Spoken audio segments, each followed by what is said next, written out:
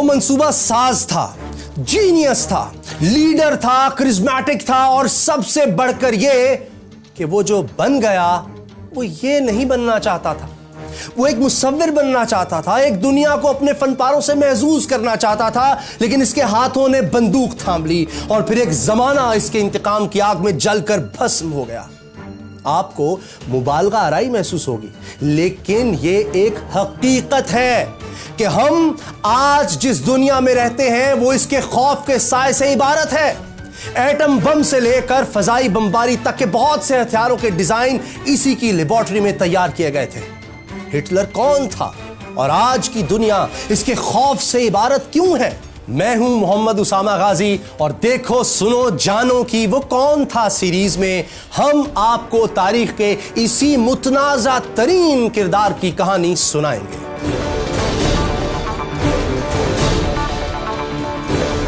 28 सितंबर 1918 का दिन है। पहली जंग अजीम खत्म हो रही है। पेरिस से 188 किलोमीटर दूर एक छोटा सा कस्बा है मार्क्वेंग। यहां एक बरतानवी सिपाही के निशाने पर एक नौजवान जर्मन सिपाही है जिसे वो छोड़ भी सकता है और मार भी सकता है। जर्मन सिपाही जो असल में कोरियर या डाकिया है, को यकीन है कि इसे गोली मार दी जाएगी, लेकिन ऐसा हुआ नहीं। बरतानवी सिपाही टी हेनरी ने इसे गैर मुसल्ला देखकर बंदूक नीचे कर ली और इसे जाने का इशारा किया। बज़ाहिर ये जंग अजीम अव्वल के हजारों वाकयात में से एक वाकया है, लेकिन हेनरी नहीं जानता कि वो एक तारीख रकम कर चुका है, क्योंकि जिस शख्स को इसने छोड़ा है वो एडोल्फ हिटलर है।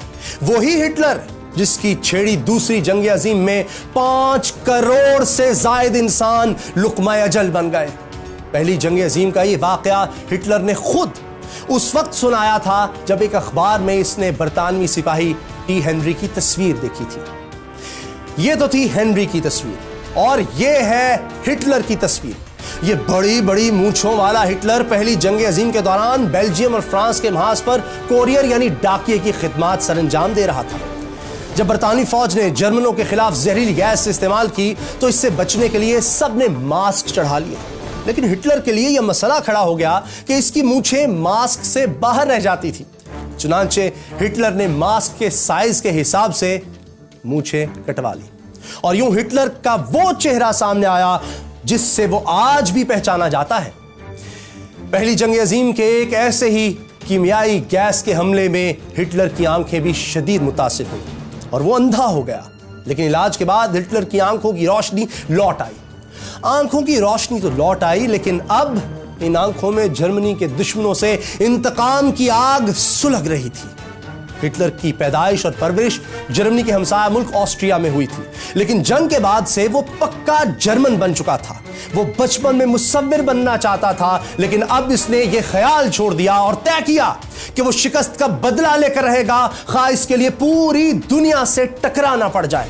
हिटलर ने अपनी सियासी जिंदगी की इब्तिदा एक छोटी सी गैर मारूफ सियासी पार्टी से की। इस पार्टी का नाम था जर्मन वर्कर्स पार्टी। ये वही जर्मन पार्टी है जो बाद में नाजी पार्टी के नाम से जानी गई। ये पार्टी पहली जंग अजीम में शिकस्त खुर्दा और इंतकामी जहन रखने वाले जर्मन शहरियों और साबिक फौजियों ने बनाई थी, क्योंकि पहली जंग अजीम के बाद बरतानिया और फ्रांस ने जर्मनी से वो इलाके छीन लिए थे जो सदियों से इसकी सल्तनत में शामिल थे। यही नहीं, जर्मनी को मजबूर किया गया कि इस जंग में फ्रांस समेत आलमी ताकतों का जो नुकसान हुआ है इसका हर्जाना भी अदा करे। हर्जाने की रकम 96,000 टन सोने के बराबर बनती थी। जी हां, 96,000 टन सोने के बराबर। ये जर्मन कौम के लिए बड़ी जिल्लत थी और चूंकि नाजी पार्टी शिकस्त के बाद जर्मनी पर मुसल्लत करदा शराइत के खिलाफ थी, इसलिए अवाम में मकबूल थी। हिटलर इस पार्टी में प्रोपेगेंडे का इंचार्ज बना था, लेकिन 1921 में इसे पार्टी ने सरबराह मुंतखब कर लिया। दिलचस्प बात यह है कि हिटलर पहले पार्टी का सरबराह बनने से इनकार करता रहा था, लेकिन जब इसने पार्टी का जवाल देखा तो क़यादत संभालने की हामी भर ली। पार्टी हेड बनने के बाद हिटलर ने पार्टी का निशान भी खुद मुंतखब किया। यह निशान असल में हिंदुस्तान में इस्तेमाल होता था और अब भी होता है। हिंदू, बुद्ध मत और जैन मत के पैरोकार इसे रूहानियत की अलामत मानते थे। संस्कृत में इसका मतलब है फलाह या वेलफेयर। हिटलर के दौर में यह निशान यूरोप में खुशकिस्मती की अलामत के तौर पर भी आम इस्तेमाल होता था। बड़ी बड़ी कंपनियां स्वास्टिका पर अपने इश्तिहार बनाती थी। और जानते हैं हिटलर ने इसे अपनी पार्टी का निशान क्यों बनाया? इसकी एक बहुत दिलचस्प वजह है। असल में जर्मन समझते थे कि हिंदुस्तानी और जर्मन कौमें एक ही नस्ल यानी आर्याई नस्ल से ताल्लुक रखती हैं। हिटलर स्वास्टिका को आर्या नस्ल की अलामत समझता था, तो हिटलर ने इसे नाजी पार्टी का निशान बना लिया। लेकिन यह अलमिया ही है कि जो निशान रूहानियत, फलाह और खुशकिस्मती की अलामत था, इसे हिटलर ने दुनिया में तबाही और दहशत की अलामत बना दिया। नाजी पार्टी मकामी सतह की पार्टी थी, लेकिन जब पहली जंग अजीम का हीरो साबिक जनरल एरिक लॉडेनडॉर्फ भी इसमें शामिल हो गया तो पार्टी में गोया जान पड़ गई। लॉडेनडॉर्फ जर्मन फौजों का टॉप कमांडर था और इसने पहली जंग अजीम में रूसी फौजों को धूल चटाई थी, मगर जब बरतानवी फौज मैदान में आई तो लॉडेनडॉर्फ हार गया। लेकिन अब वो सियासी शोहरत के लिए शिकस्त का मलबा सियासतदानों पर डालकर अवाम को भड़का रहा था। लॉडेनडॉर्फ के साथ मिलने से हिटलर की ताकत बढ़ गई। वो जर्मनी में इनकलाब लाना चाहता था। इसके लिए 1921 में इसने एसए के नाम से एक तंजीम कायम की। इस तंजीम के जर्मन नाम का मतलब था अटैक डिवीजन, और इसके कारकुन ब्राउन शर्ट्स पहनते और स्टॉर्म ट्रूपर्स कहलाते थे। इसके कारकुनों से हलफ लिया गया था कि वो हिटलर के नाम पर कट मरेंगे। अगले साल 1922 में इटली में मुसोलिनी कामयाब हुआ तो हिटलर को लगा वो भी ऐसी ही कामयाबी हासिल कर सकता है। अब हिटलर इनकलाब का मौका ढूंढ रहा था और यह मौका इसे रोहर ने फराहम किया। रोहर जर्मनी का एक इलाका है जो बर्लिन के मगरिब में नीदरलैंड की सरहद पर वाक़ है। इस इलाके में कोयले की कानें और फौलाद की फैक्ट्रियां हैं। जर्मनी जब आलमी ताकतों को हर्जाने की रकम अदा न कर सका तो फ्रांस और बेल्जियम ने जनवरी 1923 में रोहर पर कब्जा कर लिया। रोहर एक सनती यानी इंडस्ट्रियल सिटी था। इस पर कब्जे का मकसद यह था कि इत्तेहादी यहां के वसाइल से अपने वाजिबात वसूल कर सके। अब सूरत हाल यह थी कि रोहर पर फ्रांस और बेल्जियम का कब्जा था, लेकिन यहां की फैक्ट्रियों में काम जर्मनी के मजदूर ही कर रहे थे। जर्मनी हमलावरों का मुकाबला तो ना कर सका, लेकिन जर्मन हुकूमत ने एक बड़ा फैसला किया। इसने रोहर के फैक्ट्री मजदूरों और कारकुनों को हुक्म दिया कि वो काम बंद कर दे। हुकूमत इन्हें घर बैठे तनख्वाह देगी। यह कदम इसलिए उठाया गया ताकि इत्तेहादी फौजों ने जिस मकसद के लिए कब्जा किया है, यानी फैक्ट्रियों के वसाइल से फायदा उठाने के लिए, तो ये फायदा ना उठा सकें। हुकूमत ने ऐलान तो कर दिया, लेकिन खजाने में तनख्वाहों के लिए पैसे नहीं थे। चुनांचे हुकूमत ने धड़ाधड़ करेंसी नोट छापे, जिसका नुकसान यह हुआ कि जर्मन करेंसी की वैल्यू गिरते गिरते 2 कौड़ी की हो गई। करेंसी की वैल्यू इतनी गिरी कि 1923 में जर्मनी में एक डबल रोटी 2 अरब मार्क की मिलने लगी। लोग ब्रेड लेने के लिए बेकरी जाते तो थैले भरकर नोट साथ ले जाते। करेंसी के बहरान का नतीजा यह निकला कि जिन लोगों ने उम्र भर की मेहनत से 10-20 लाख मार्क जमा किए थे, इनकी बचत तकरीबन सिफर हो गई। बैंकों में पड़े अरबों करेंसी नोट तकरीबन बेकार हो गए और चंद दिनों में अरबपति कखपति हो गए। जर्मन करेंसी इतनी बेतौकीर हुई कि लोग मौसम सरमा में गैस और लकड़ी बचाने के लिए आतिशदानों में करेंसी नोट जलाने लगे थे। तो यह था वो जर्मनी जिसमें अब वो हालात पैदा हो चुके थे जो इनकलाब और इनकलाबी लीडर को जन्म देते हैं। एक ऐसी क़यादत का खला था जिस पर जर्मन अवाम यकीन करे कि वो इन्हें इस अंधेरे से निकालेगा। ऐसे खला को अमूमन 2 अशखास पुर करते हैं, एक स्टेट्समैन या दूसरे जज्बाती इनकलाबी लोग। तो जर्मनी की यह किस्मत ही थी कि उस वक्त जर्मनी में इस खला को करिश्माती शख्सियत वाले एडोल्फ हिटलर ने पुर करना शुरू कर दिया। वो स्टेट्समैन था या एक जज्बाती इनकलाबी, इसका फैसला आप खुद कीजिए। उस वक्त तक हिटलर अपनी तंजीम एसए को मुसल्लह करने का काम मुकम्मल कर चुका था। अब इसकी तंजीम एक आम सियासी जमात नहीं बल्कि एक इनकलाबी सियासी जमात बन चुकी थी। सिर्फ म्यूनिख शहर में इसके 3000 सिपाही थे। हिटलर ने मुसोलिनी से मुतासिर होते हुए इनकलाब के बाकायदा ऐलान का फैसला किया और इसके लिए इसने म्यूनिख के बेयर हॉल का इंतखाब किया। मुसोलिनी की कहानी हम आपको वो कौन था सीरीज की दूसरी किस्त में दिखा चुके हैं। 8 नवंबर 1923 हिटलर पिस्तौल लहराता हुआ बेयर हॉल में दाखिल हुआ और शहर पर नाजी हुकूमत के क़याम का ऐलान कर दिया। ऐलान के अगले रोज वो अपने हजारों मुसल्लह कारकुनों के साथ शहर के मरकज पर कब्जे के लिए आगे बढ़ा। हिटलर को तवक्को थी कि इस कार्रवाई से इसे भी मुसोलिनी की तरह मकबूलियत और हुकूमत मिल जाएगी, लेकिन यह हिटलर की खाम ख्याली साबित हुई। मरकज में जमा होते नाजियों पर जर्मन पुलिस ने फायर खोल दिया। जवाब में नाजी कारकुनों ने भी फायरिंग शुरू कर दी। कुछ देर ही जारी रहने वाले इस मुकाबले में 14 नाजी और 4 पुलिस वाले हलाक हुए, लेकिन मैदान पुलिस के हाथ रहा। यूं हिटलर के इनकलाब की पहली कोशिश, या आप इसे बगावत भी कह सकते हैं, यह नाकाम हो गई। हिटलर के ज्यादातर साथी पकड़े गए। हिटलर फरार होने में कामयाब रहा, लेकिन 2 रोज बाद इसे जर्मन पुलिस ने ढूंढ निकाला और जेल में डाल दिया। इस बगावत में पहली जंग अजीम का जर्मन हीरो एरिक लॉडेनडॉर्फ हिटलर के साथ था। वो भी हुकूमत की तहवील में था, इसलिए दोनों पर गद्दारी का मुकदमा चला। लॉडेनडॉर्फ तो साबिक जर्नैल और बहुत असर और रसूख वाला शख्स था। वो अपने ताल्लुकात और शोहरत की बुनियाद पर बच निकला। हिटलर को 5 साल कैद की सजा हुई, लेकिन अच्छे चाल चलन और नाजी पार्टी के दबाव पर इसे 9 माह बाद ही रिहा कर दिया गया। जेल में ही हिटलर ने अपनी किताब माइन कैंप्फ लिखी, जिसका मतलब है मेरी जिद्दोजहद। यह किताब हिटलर के मुस्तकबिल के अज़ाइम की एक झलक पेश करती है। किताब में हिटलर ने जर्मन आर्या नस्ल को आला नस्ल के तौर पर पेश किया था, जबकि इस बात पर जोर दिया था कि बाकी दुनिया के इंसान जर्मनों से कम दर्जे के हैं और दुनिया के मसाइल इसी सूरत हल हो सकते हैं जब आलमी हुकूमत जर्मनों के हाथ में हो। इसी किताब में इसने यहूदियों को जर्मनी के जवाल की वजह करार दिया था। इसकी कैद के दौरान जर्मनी के हालात बेहतर नहीं हुए थे, बल्कि खराब से खराब तर ही होते जा रहे थे, और हिटलर ने चूंकि निजाम के खिलाफ बगावत की थी, इसलिए वो कैद के दौरान पूरे मुल्क में मशहूर हो चुका था। लेकिन इसी दौरान नाकाम बगावत से इसने ये सबक सीख लिया था कि जर्मनी में इनकलाब बुलेट से नहीं, बैलेट से लाना आसान है। चुनांचे जेल से निकलते ही इसने पार्टी को इलेक्शन के लिए तैयार करना शुरू कर दिया। इस दौरान वो मसला भी हल हो चुका था जिसने हिटलर को बगावत की राह पर चलाकर जेल पहुंचाया था, यानी फ्रांस और बेल्जियम ने रोहर खाली कर दिया था। और इसकी वजह थी अमेरिका। जी हां, अमेरिका। अमेरिका ने जर्मनी को हर्जाना देने और सनतें चलाने के लिए भारी कर्ज दे दिया था। अमेरिकी गारंटी मिलने के बाद फ्रांस और बेल्जियम खुद ही पीछे हट गए। इन हालात में हिटलर इंतखाबी मैदान में उतरा तो इसे पार्टी प्रोपेगेंडा चलाने के लिए काबिल शख्स की जरूरत महसूस हुई, और इसकी नजर में यह काबिल शख्स था गोएबल्स। गोएबल्स के पांव पोलियो की वजह से बचपन से ही टेढ़े थे और वो लंगड़ा कर चलता था, लेकिन प्रोपेगेंडे का मास्टर था। ये वही गोएबल्स है जो कहता था झूठ इतना ज्यादा और मुसलसल बोलो कि सच लगने लगे। हिटलर का गोएबल्स को प्रोपेगेंडा इंचार्ज बनाने का फैसला दुरुस्त साबित हुआ और गोएबल्स ने हिटलर के नजरियात सारे जर्मनी में फैला दिए।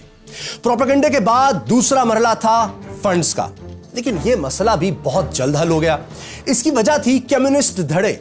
ये लोग ट्रेड यूनियंस की मदद से सियासी ताकत हासिल कर रहे थे। जर्मनी का दौलतमंद तबका और मिडिल क्लास लोग दोनों ही इनसे खौफजदा थे कि अगर कम्युनिस्टों की हुकूमत आ गई तो उनकी फैक्ट्रियां छिन जाएंगी। इसलिए उन्होंने कम्युनिस्टों के खिलाफ हिटलर को दिल खोलकर पैसा दिया। हिटलर के मद्दाहों में मशहूर जमाना अमेरिकी कार कंपनी फोर्ड का मालिक हेनरी फोर्ड भी शामिल था। हेनरी ने जंग के दिनों में हिटलर की माली मदद भी की। हिटलर ने अवाम में अपना इमेज बेहतर करने के लिए मशहूर किया कि वो एक सादा शख्स है जो सिगरेट, शराब, गोश्त से परहेज करता है और वेजिटेरियन है। हिटलर के खौफ से नाजी अफसर छुपकर सिगार पीते थे। ये और बात है कि हिटलर खुद छुपकर अफीम का नशा करता रहा। लेकिन हिटलर का अवामी इमेज, गोएबल्स का प्रोपेगेंडा और दौलतमंद तबके की फंडिंग भी काम न आई। और जब 1928 में पार्लियामेंट के इलेक्शन हुए तो नाजी पार्टी को पार्लियामेंट की 647 में से सिर्फ 12 नशिस्तें और 2.6% पॉपुलर वोट मिले। यह हिटलर के लिए बुरी खबर थी। लेकिन अगले ही बरस जर्मनी से हजारों मील दूर अमेरिका में एक ऐसा वाकया हुआ जिसने हिटलर का वोट बैंक कई गुना बढ़ा दिया। हुआ यूं कि 29 अक्टूबर 1929 को अमेरिकी स्टॉक मार्केट क्रैश कर गई। इस वाकये से पूरी दुनिया माशी बहरान का शिकार हो गई जो ग्रेट डिप्रेशन कहलाया। ग्रेट डिप्रेशन की वजह से जर्मनी के लिए अमेरिकी कर्ज रुक गए, इंडस्ट्री बंद हो गई और 61 लाख वर्कर बेरोजगार हो गए। हिटलर ने हालात का फायदा उठाया और खुद को मसीहा के तौर पर पेश करना शुरू कर दिया। मुआशी बहरान की वजह से हुकूमत ने इस्तीफा दे दिया था। 1930 में फिर इलेक्शन हुए तो हिटलर को 18% वोट हासिल हुए, लेकिन वो हुकूमत बनाने की पोजीशन में अब भी नहीं था। इस दौरान हिटलर को एक जज्बाती धचका भी लगा जब इसकी महबूबा गैली ने खुदकुशी कर ली। गैली इसकी सौतेली बहन की बेटी थी। हिटलर कई हफ्तों तक सदमे में रहा और इसने गैली को अपनी जिंदगी का इश्क करार दिया। लेकिन फिर वो एक दुकान में नौकरी करने वाली ईवा ब्राउन के इश्क में गिरफ्तार हो गया। ईवा बिलाशुबा हसीन थी, इसे जिम्नास्टिक का भी शौक था। वो घूमने फिरने और पार्टियां करने वाली लड़की थी, लेकिन इसे सियासत से कोई दिलचस्पी नहीं थी। हिटलर चाहता तो इससे फौरी शादी कर सकता था, लेकिन इसने ना सिर्फ ये कि ईवा से शादी नहीं की, बल्कि बरसों तक अपने इश्क को दुनिया से छुपा कर भी रखा, क्योंकि हिटलर के मुतालिक यही मशहूर किया गया था कि उसका इश्क जर्मनी है और वो जर्मनी से शादी कर चुका है। इसलिए जर्मन कौम हिटलर की जिंदगी में किसी औरत की मौजूदगी से बड़े अरसे तक बेखबर ही रही। सिर्फ हिटलर के इंतहाई करीबी लोगों को ही ईवा से मुलाकात की इजाजत थी। हिटलर की जज्बाती जिंदगी की तरह इसकी सियासी जिंदगी में भी एक आर्जी रुकावट आई, और इस रुकावट का नाम था वॉन हिंडनबर्ग। जर्मनी का 85 साला बूढ़ा सदर हिंडनबर्ग पहली जंग अजीम में जर्मन फौज का सरबराह रह चुका था और अवाम में इसे देवता जैसा एहतराम हासिल था। ये बूढ़ा सदर हिटलर को खतरनाक समझता था और किसी सूरत इसे चांसलर यानी वजीर आजम बनाने के लिए तैयार नहीं था। 1932 में सदारती इलेक्शन हुए तो हिटलर इसके मुकाबले में खड़ा हो गया। अप्रैल में इलेक्शन हुए, हिटलर को 36% पॉपुलर वोट तो मिले, लेकिन इलेक्शन जीता हिंडनबर्ग। उधर मुआशी बहरान की शिद्दत के बायस दूसरा चांसलर भी मुस्ताफी हो गया। जुलाई 1932 में फिर पार्लियामेंट के इलेक्शन हुए तो नाजियों ने 230 सीटें जीत ली, लेकिन बूढ़े सदर ने फिर भी हिटलर को चांसलर नहीं बनाया। लेकिन जिसे बनाया वो भी नाकाम रहा और नवंबर में फिर इलेक्शन कराना पड़ा। इस बार नाजियों की सीटें कम होकर 196 रह गई। ताहम पार्लियामेंट में अब भी इनकी अक्सरियत थी, लेकिन बूढ़ा सदर डटा हुआ था और हिटलर को चांसलर बनाने पर तैयार नहीं था। उस वक्त जो शख्स जर्मनी का चांसलर था, इसका नाम था फ्रांस वॉन पिपिन। नया चांसलर भी मुल्क के हालात ठीक ना कर सका। बिगड़ते हालात देखकर पिपिन की हिम्मत जवाब दे रही थी। पिपिन सोचने लगा कि अब हिटलर को चांसलर बना देना चाहिए। इसने सदर को कायल करने के लिए लॉबिंग शुरू कर दी। सदर का एक ही एतराज था कि हिटलर हुकूमत में आ गया तो इसे डिक्टेटर बनने से कौन रोकेगा। आखिर बहसों मुबाहिसे के बाद तय पाया कि हिटलर जर्मनी का चांसलर और पिपिन वाइस चांसलर होगा, ताकि हिटलर को डिक्टेटर बनने से रोका जा सके। इस फार्मूले के तहत 30 जनवरी 1933 को हिटलर को चांसलर बना दिया गया और पिपिन को वाइस चांसलर।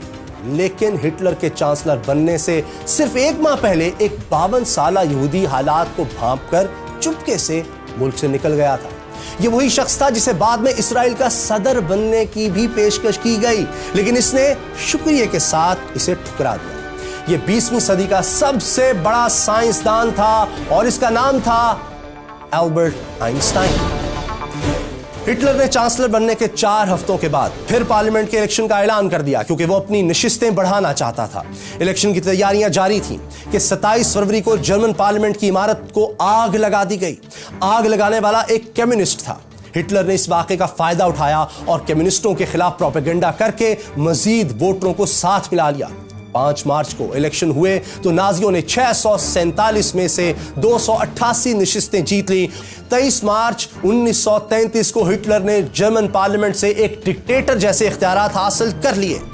हिटलर ने इख्तियारात मिलते ही मुल्क में दीगर सियासी जमातों पर पाबंदी लगा दी, ट्रेड यूनियंस खत्म कर दी, मुखालिफ अखबारात बंद करवा दिए और नाजी नजरिए से मुताबिकत ना रखने वाली किताबें जलाना शुरू कर दी। लेकिन हिटलर के अज़ाइम की राह में अभी एक आखिरी रुकावट बाकी थी। एक शख्स था रोहेम अर्नेस्ट, हिटलर की तंजीम एसए का कमांडर, और इसका काम था हिटलर के मुखालिफिन के जलसों पर हमले कराना। यह हिटलर का साथी था, लेकिन हिटलर को अब इससे ज्यादा जरूरत जर्मन फौज की थी, और जर्मन फौज इस शख्स से बहुत बदजन थी, क्योंकि जर्मन जर्नैलों को लगता था कि रोहेम एसए की मदद से मुल्क पर कब्जा करना चाहता है। इसलिए वो रोहेम को हर सूरत रास्ते से हटाना चाहते थे। हिटलर ने जर्नैलों को साथ मिलाने के लिए रोहेम को हटाने का मंसूबा बना लिया। 30 जून 1934 की रात हिटलर के जाती गार्ड्स जो एसएस कहलाते थे और ब्लैक शर्ट्स पहनते थे, उन्होंने रोहेम अर्नेस्ट समेत 400 लोगों को कत्ल कर दिया। ये कत्ल होने वाले वो लोग थे जिन्हें हिटलर नापसंद करता था या जिन्हें फौज अपने लिए खतरा समझती थी। इस रात को night of the long knives यानी लंबे चाकुओं की रात कहा जाता है। इस कत्लेआम से फौज और हिटलर के ताल्लुकात ठीक हो गए। वाक़े के 3 दिन बाद हिटलर ने वाइस चांसलर पिपिन को भी घर भेज दिया। यूं सब समझ गए हिटलर को सियासी तौर पर कंट्रोल करना मुश्किल ही नहीं, नामुमकिन भी हो गया है। रोहेम को रास्ते से हटाने के बाद भी हिटलर ने एसए को खत्म नहीं किया, बल्कि इसे नए कमांडरों के जरिए चलाता रहा। एसए की खुफिया पुलिस जो गेस्टापो कहलाती थी, वो हिटलर के मुखालिफिन को कुचलने के लिए सबसे मुतहरिक और बदनाम थी। 1934 में हिंडनबर्ग की मौत के बाद हिटलर जर्मनी का सदर भी बन गया और फौज का कमांडर इन चीफ भी। जल्द ही इसने चांसलर और सदर के अलग अलग ओहदे खत्म करके एक ही ओहदा बना लिया और इस नए ओहदे का नाम था फ्यूहरर, जिसका मतलब है लीडर। मुखालिफ पार्टियों पर पाबंदी लग चुकी थी, पार्लियामेंट इसे सारे इख्तियारात सौंप चुकी थी, अब इलेक्शन की जरूरत थी ना पार्लियामेंट की। फ्यूहरर अब ऑल इन ऑल था। हिटलर के हुक्म पर तमाम अदालतों और पुलिस को नाजी पार्टी के कंट्रोल में दे दिया गया। जजों को हिटलर से वफादारी का खुसूसी हलफ भी उठाना पड़ता था। हिटलर के मुतालिक एक और दिलचस्प हकीकत जिसे कम लोग जानते हैं यह है कि हिटलर का कोई ज़रिए आमदन नहीं था, वो पार्टी फंड से गुजारा करता था। हुकूमत संभालने के बाद इसने तमाम सरकारी इदारों के लिए अपनी किताब माइन कैम्प खरीदना लाजमी कर दिया। 1939 तक किताब की 50 लाख कॉपियां फरोख्त हुई और रॉयल्टी मिली हिटलर को। अपनी हुकूमत के दौरान हिटलर ने 5 अरब डॉलर की जायदाद बनाई, लेकिन हिटलर ने सिर्फ अपने लिए दौलत नहीं बनाई बल्कि अवाम पर भी दिल खोल कर खर्च किया। इसने स्कूलों और अस्पतालों समेत बेशुमार मंसूबे शुरू किए और किसानों को सब्सिडीज दी। हिटलर की हुकूमत के इब्तदाई बरसों में ही यहूदियों को छोड़कर जर्मनी में कोई बेरोजगार नहीं रहा था। इस खुशहाली ने जर्मन अवाम को हकीकतन हिटलर का दीवाना बना दिया था और यही वो बात थी जो हिटलर की असल कामयाबी की वजह बनी। बहरहाल दौलत और इख्तियार हासिल करने के बाद जब जर्मनी में हिटलर का कोई सियासी मुकाबिल ना रहा तो इसने खारजा महाज पर तवज्जो दी। इसने गैर मुल्की ताकतों को हरजाने की अदायगी रोक दी, जिससे हुकूमत के पास तरक्याती कामों के लिए वाफिर पैसा आ गया। वो उस वक्त की अक़वाम मुत्तहिदा यानी लीग ऑफ नेशन से निकल गया और तमाम आलमी मुआहदे भी खत्म कर दिए। ग्रेट डिप्रेशन से संभलने की कोशिश करती हुई मगरबी ताकतें इसके खिलाफ कोई कार्रवाई न कर सकी। जर्मनी पर पहली जंग अजीम के बाद अपनी बहरी कुव्वत तैयार करने पर भी पाबंदी थी, लेकिन 1935 में हैरत अंगेज तौर पर बरतानिया ने जर्मनी को बहरी बेड़ा तैयार करने की इजाजत दे दी। इसी साल जर्मनी ने अपनी फौज की तादाद भी 5 गुना बढ़ाकर 5 लाख कर दी। 18 से 25 साल के सब जर्मनों के लिए फौजी तरबियत भी लाजमी कर दी गई थी। इन कामों से फारिग होकर हिटलर ने यहूदियों को कुचलना शुरू किया। पहले इसने यहूदियों के खिलाफ कानून साजी की। यहूदियों के जर्मनों से शादी, वोटिंग और मुलाजमत पर पाबंदी लगा दी गई। 1936 में बर्लिन ओलंपिक्स में भी यहूदी एथलीट्स हिस्सा नहीं ले सके, लेकिन ओलंपिक्स मुकाबलों के जरिए हिटलर दुनिया को यह तासुर देने में कामयाब रहा कि जर्मनी एक पुरअमन और तरक्की याफ्ता मुल्क है। जर्मनी ने 43 गोल्ड मेडल हासिल करके ओलंपिक्स में कमाल कर दिया। ओलंपिक्स के बाद भी यहूदियों के खिलाफ हिटलर के सख्त इक़दाम जारी रहे। बच्चों के निसाब में यहूदियों के खिलाफ नफरत अंगेज मवाद शामिल किया गया। बच्चों को एक खास गिरोह से नफरत करना सिखाई गई। हिटलर पर 60 लाख यहूदी कत्ल कराने का भी इल्जाम है, जिसे मगरिब में होलोकॉस्ट के नाम से याद किया जाता है। हिटलर के मजालिम का निशाना बनने वालों में ऑस्ट्रिया का एक माहिर नफ्सियात भी था, जिसे बाद में जला वतन कर दिया गया, और यह शख्स था मशहूर जमाना सिगमंड फ्राइड। लेकिन क्या आप जानते हैं कि यहूदियों से इतनी नफरत करने वाले हिटलर के डीएनए से क्या पता चला? वो ये कि हिटलर का शजरा नस्ब अफ्रीका के बर्बर कबाइल और यहूदियों से भी मिलता है। यही नहीं, इसकी महबूबा ईवा ब्राउन भी नस्लन यहूदी थी, लेकिन हिटलर को यह सब नहीं मालूम था। वो खुद को जर्मन समझकर यहूदियों के खिलाफ कार्रवाइयां करता चला गया और साथ ही साथ जंग की तैयारियां भी जारी रखी। और फिर एक दिन इसने फ्रांस पर हमला कर दिया और दुनिया का अमन तहोबाला हो गया। हिटलर ने फ्रांस पर हमला क्यों किया? और वो कौन से लीडर थे जो हिटलर के खौफ से बेहोश हो गए? और वो कौन था जो हिटलर के सामने डट गया? क्या हिटलर ने खुदकुशी की थी या वो कहीं रूपोश हो गया था? हिटलर की लाश कहां गई? रूस के सर्द जहन्नम में जर्मन फौजों पर बीतने वाले शब रोज की कहानी भी आपको दिखाएंगे, लेकिन वो कौन था कि अगली किस्त। हिटलर जिस शख्स से मुतासिर था उसकी कहानी जानने के लिए यहां क्लिक कीजिए, और यहूदियों की रियासत इस्राइल कितनी ताकतवर है यह जानने के लिए यहां क्लिक कीजिए।